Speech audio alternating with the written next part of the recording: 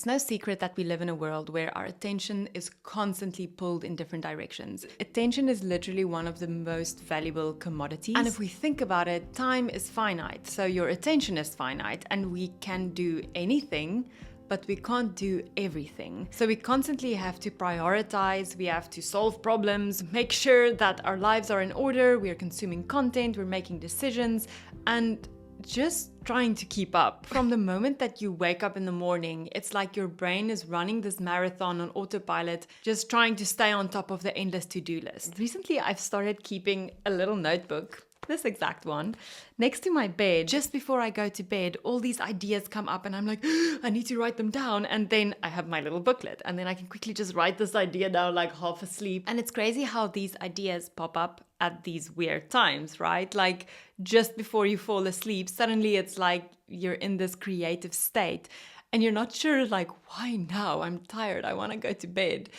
Or sometimes for me, this happens also when I'm in the shower. So I'm like doing my thing on autopilot and all of a sudden I'm like, oh my word, I want to make content about this and I want to do this thing and can we go this and ooh, we can go on this holiday. And it's just a million little ideas flooding me and I'm like, I can't wait to get out of the shower so that I can just write everything down so I don't forget it. I was thinking about like, but why does this happen? Is there something happening in my brain physically or chemically that's changing and that's causing me to have these moments? And if yes, how can I recreate these moments?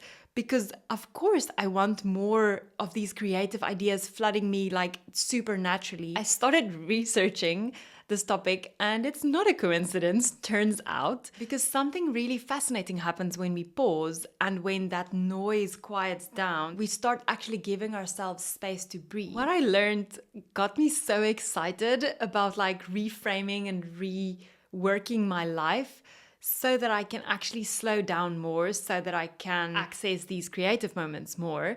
And it comes down to different brain frequencies, which sounds a little woo-woo, but it's not. It's actually a real thing. So our brains work on different frequencies, literally different brainwave states. And the one you're in can completely change how you function and what thoughts flood your mind. That broke my brain, to be honest. For example, when you're in the middle of a busy day, your brain operates on something called beta waves. Beta waves are all about like focus and high energy and solving problems, and you can meet deadlines and you can get your done. I mean, for the moments where you need that, that's amazing. It's great when you have to power through and just get through certain things or just check some things off your list. That's the thing. Beta waves are reactive.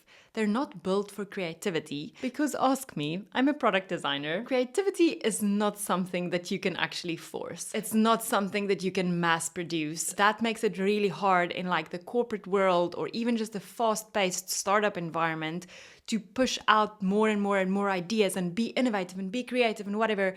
But you're stuck in this fight or flight kind of response and those beta waves. And beta waves are all about survive and respond, not explore and imagine. Here's another fun fact. If you're stuck in beta mode for too long, it can actually lead to anxiety and stress. And to make it even worse, that stress releases a hormone called cortisol, literally the stress hormone, which is useful in short bursts, but it actually blocks your creativity over time and it just does a lot of other non-great things to your body when you're constantly like flooded with too much cortisol. So yes, beta waves are great for crunch time, but not so much when you're trying to come up with your next big idea. True creativity needs a completely different frequency. In those moments where you were trying to like be creative and do things, but you felt so stressed, or you were just before that in this completely reactive state, you feel like you're just like trying to drink water with a fork or something like that, where it's like just not working. So when we slow down, when that noise and the urgency starts to fade,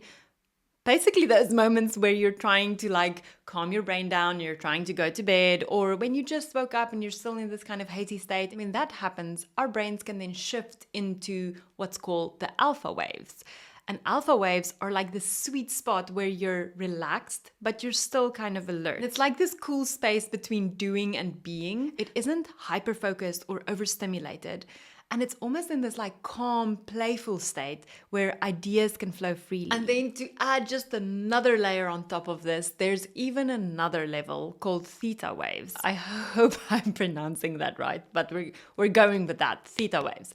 So theta waves kick in when you're in like a deep meditative state, and they're like the deeper waters of your subconscious. And what I love about this state is that this is often where your brain starts connecting dots in ways that you didn't know was possible. It's like your brain starts pulling insights and memories from the depths of your mind and connecting it to the dots of today. And that's when you wake up the next morning and you're like, oh, now this thing makes sense. Or you're in the shower and you're kind of waking up and you're like, wow, I understand this now. And I love those moments because it's kind of like your brain did all that work in the theta waves state.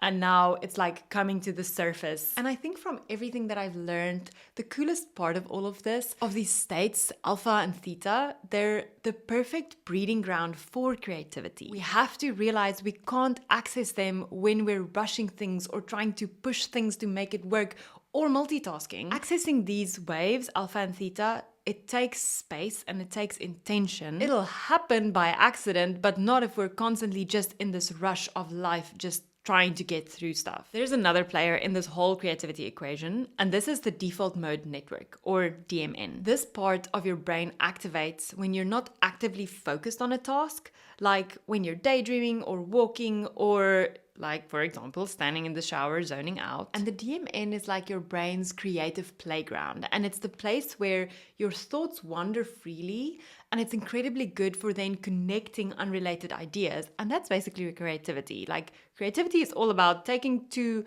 unrelated things or multiple unrelated things and connecting them in creative ways. The DMN works best when your brain is in those relaxed alpha or theta states. So when you combine a calm, spacious environment with the natural creativity of the DMN, magic can happen. And especially for me recently, I started building puzzle. It's been so cool to just go and sit and just do my puzzle thing. It's like little dopamine hits, but it's like way better for you, I guess, than scrolling. It's been so cool to realize how much my brain has been processing while I'm building puzzle. Later on, I'm like, ooh, this makes sense. Ooh, I just thought of this thing. Because I created that space, my brain had the space and the flow and the calm to do that work. And I want more of it. So now do we get to how do we actually create more of these magical creative moments? And here are a few things that have worked for me so far. Number one, create intentional breaks. Set aside those small intentional moments during your day to step away from the chaos. Even if it's literally just going for a walk or going to sit on the couch, drinking a cup of tea and just staring at the window, or even going to take a shower or take a bath or do whatever, just so that your body can enter a kind of like calm moment. Our society that's so focused on productivity would make it seem that this is wasted time, but I promise you it's not, and now we all know this. Your brain needs these moments to start switching gears. Number two, embrace mindfulness, which is like probably like a duh, it's funny. The more you are present in the moment, the easier it is for your brain to shift into those relaxed states.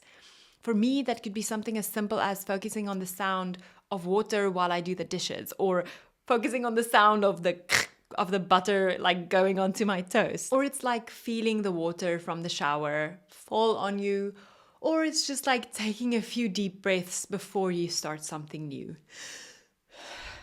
Guy, I just had to breathe because I was a little bit anxious. I don't know why.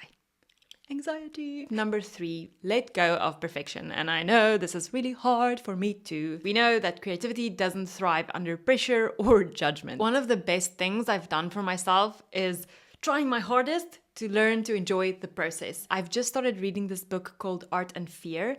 And one thing that I loved from the book is they said, when you make art, so whether it's like painting or dancing or anything creative that you're doing, the end product is not your concern. The process is your concern. You have to find delight and find joy in that process of making. And it's so easy for us to attach ourselves to the outcome and kind of not even enjoy the space in between and just want to get to the outcome. When we let go of those expectations, we can create space for like true inspiration and true creativity, and it can flow from us, and that will result in a cool end product naturally, without us forcing it. So I want to challenge you the next time where you're in bed just before you go to bed, or you're in the shower, or you're in the bathtub, or you're going for a mental health walk, remember, it's not just downtime. Even if you're just sitting on the couch drinking some tea and you're doing nothing, it's not unproductive. It's literally starting to create space and an invitation for your mind to wander, to play and to create and to innovate. And honestly, that's pretty amazing. So I'd love to know, what's your best creative moment where your creative inspiration sparks and comes up? And is it also before you go to sleep? Is it also when you're doing something on autopilot, like brushing your teeth or in the shower or going for a walk or whatever? And please share your thoughts in the comments too. And if interesting, deep conversations like this is your vibe, welcome to the Stefanie Lowe Show. Here's my anxiety water. Bye.